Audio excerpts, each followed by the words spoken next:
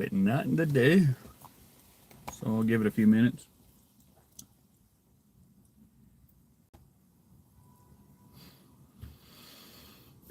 Door dashing for now. Till something better comes along. Till one of these jobs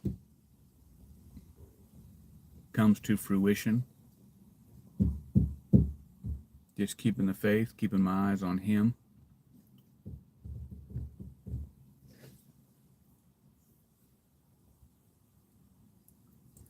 Not really stressed out about anything. And I often think just wasting my time even doing this, because God's got bigger plans for me. And so finding that balance between really resting in Him and doing my part. And most Christians need to learn to rest. Most people need to learn to rest. Not so much hustle and grind, but just rest in peace and flow. Most people, most Christians don't understand that. Will not do it. Can't fathom. Not hustle and grind. Can't fathom.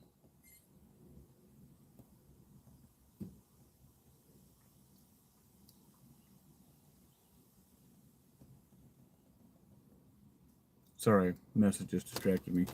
Can't fathom it not being their effort. And the more I dive into scriptures and walk with the Lord, the more peace He gives me about this. And for most of y'all, it's just going to look like laziness.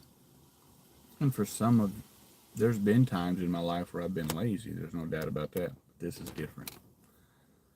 And I know just by looking at what so-called Christianity is putting out, that I'm talking even in the more conservative circles that I run in, Independent Baptist and whatnot.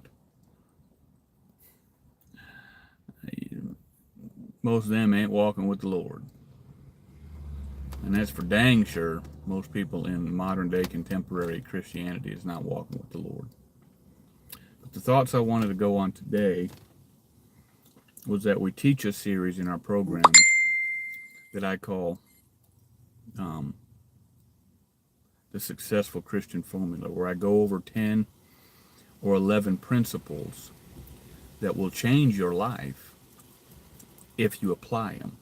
And we teach that course in our coaching. People that invest into our programs and they want that program or some aspect of our program, we teach that. But today I'm thinking, you know what? The Lord put this thought on my head. There are certain principles and certain verses that I live by that absolutely guide my life. And it gives me complete freedom. It gives me complete peace when I operate within the confines of these scriptural principles and these verses. So I'm going to give you the principle first, and then I'm going to give you the verses that go with those principles. But one is, I, being in the way, the Lord leads me. I, being in the way, the Lord leads me. What that means is, as I'm going about my daily life, my daily walk with Him, seeking His face, and just living life, and just doing the next right thing, and being honest, being trustworthy, being loyal, as I go about that day by day, I, being in the way, as I'm going that way, the Lord leads me. Okay, now that's found in Genesis, let's see, I wrote it down, 24:27. As far as I know, it's the only place that that's mentioned that way.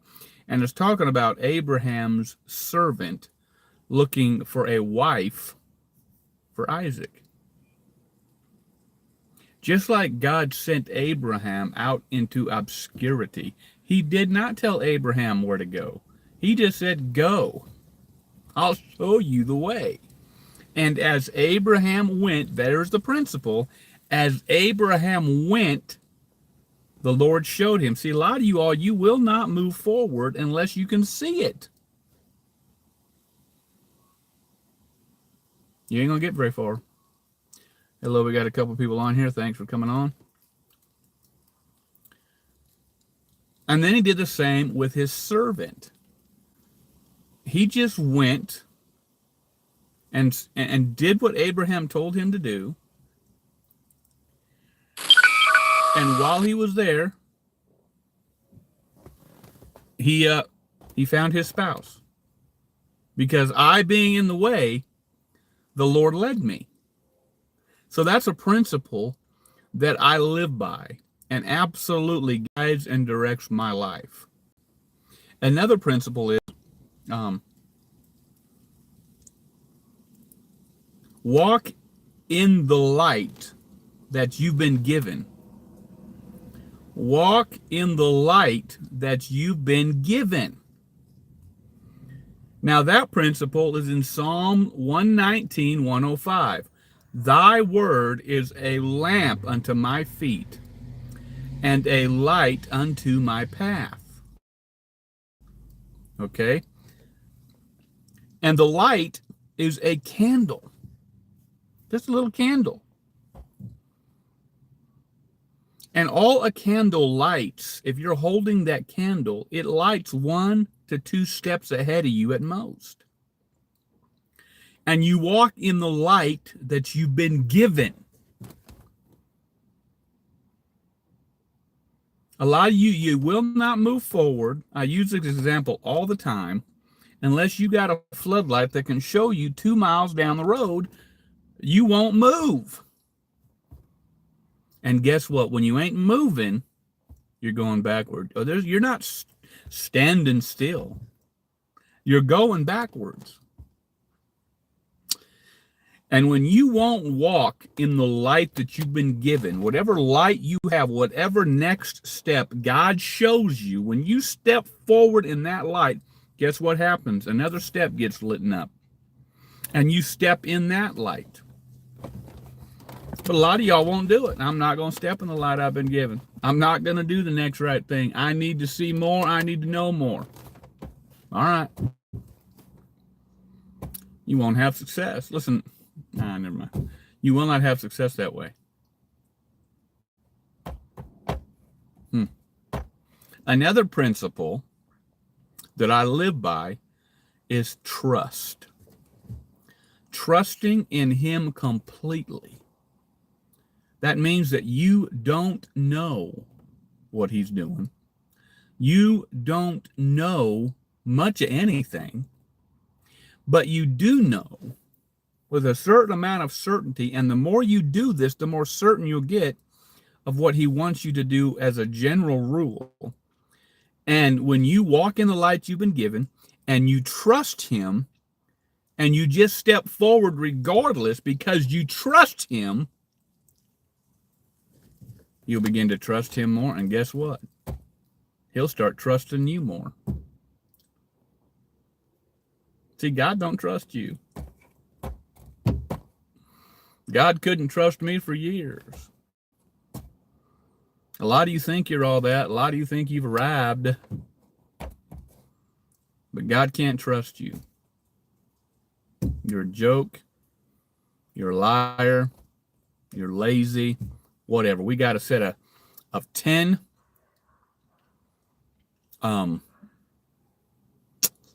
what's the word I'm looking for? Characteristics of people who fail, men who fail.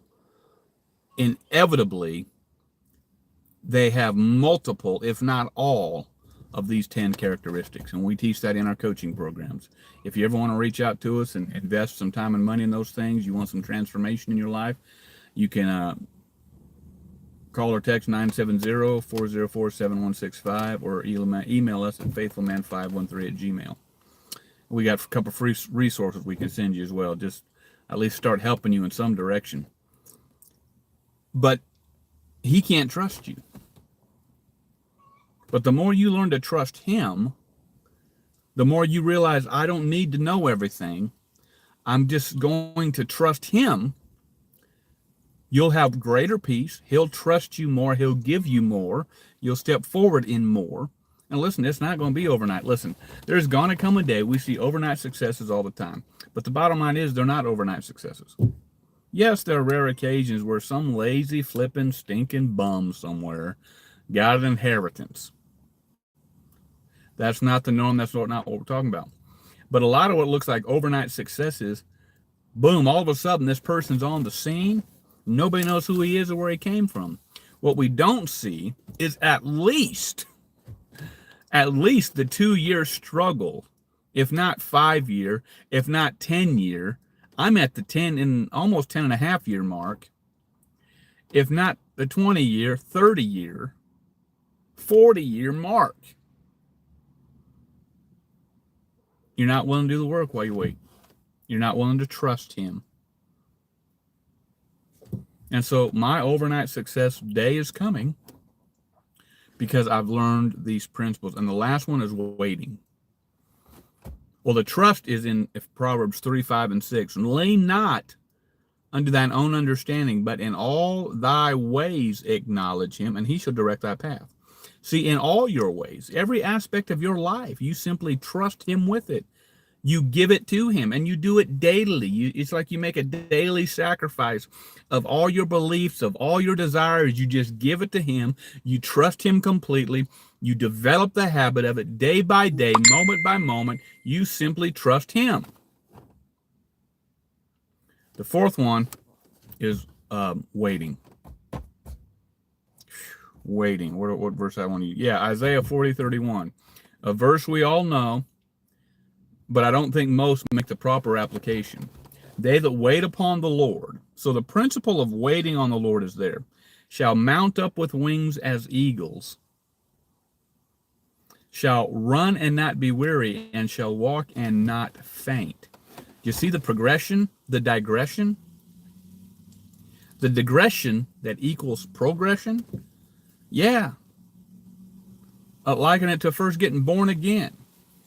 Or your first decision in your Christian life. I'm really just going to start waiting on the Lord, and he really starts opening things up to you, and things just show up in miraculous ways, and you start noticing the sky is always blue, and the birds are always singing, and everything's beautiful. And I liken that like that when you're first born again. But then you walk with the Lord, 5 years maybe down the road, and you don't see him as much. You see more storms than usual. You don't hear him and see him as readily as you have. And you have walked more with the Lord. You have increased your faith. You haven't given up. You haven't fainted. You're still reading your Bible and praying. And you're not doing it to just check mark a box. You're doing it because you really want to walk with him and know him and learn him. But now you're not seeing him as much, and you're confused. And then you keep doing that. About 10 years down the road, you don't ever see him. You don't ever see him. You don't ever hear him.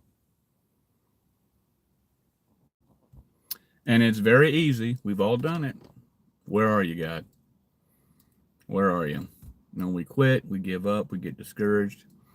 But if you're truly grounded in the faith, you can actually say, he doesn't have to show up one more time in my life. He's real. I know he's real. And I'm going to serve him the rest of my life, whether he ever shows up in my life again or not. And you learn to wait. And so, first you're flying with the eagles. And then you don't see him as much, and you're running the race. Now, these verses don't negate other verses, because he likens our faith to sports situations, boxing and running. And when we're running our race, we need to run.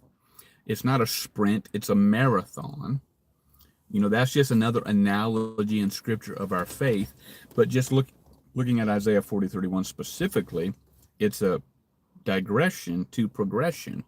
First you're flying, then you're running, and the real mature people learn to simply walk with the Lord.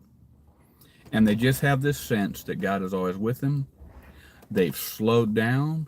They're not in a hurry. They're trusting Him. They're waiting on Him.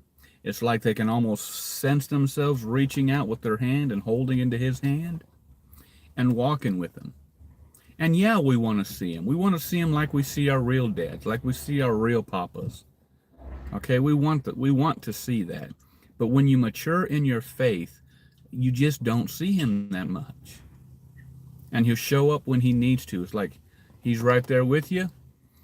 As a little toddler, might trip on the sidewalk and skin his knee. And if he's having a hard time with it, the Lord's going to be there to help him, just like your dad's going to be there to help you. But the older you get, guess what? I still trip and fall. But my daddy ain't there anymore. My daddy, he hadn't been there like that for me for years, and my dad died last year. I mean, my dad's not there to help me up. Okay, and so if you're always thinking that it's got to be an exact perfect analogy, you're never going to get it. It's not this rigid. It's this flow and peace and principle of simply trusting in God, waiting on God, hearing from God when He speaks, going on when you don't hear Him. So those are 4 principles that I live by, that I felt like putting on. The order I gave them to you was, I being in the way, the Lord leads me. Okay, so that's in Genesis 24:27. Walk in the light I'm given is Psalm 119, 105. To just trust Him is Proverbs 3, 5, and 6. And to learn to wait on Him is Isaiah 40:31. I felt led the Lord to put this on live today. I hope it was a help. If you want to reach out to us, get more resources. We got some free resources, or you just keep watching our lives, watching our YouTubes, wherever you see it. If you want to go further, faster, we help men in divorce recovery. We help men in their masculinity. We help men in whatever emotional trauma they're having. Whatever your situation, we got stuff that'll help. But jump on a call with us. You can call or text 970-404-7165 or email us at faithfulman513@gmail. At least get on a call with us, show some interest. We got some more free resource we can give you. And if you want to get into one of our coaching aspects of things, just reach out to us. Until we meet again, keep your eyes on Him.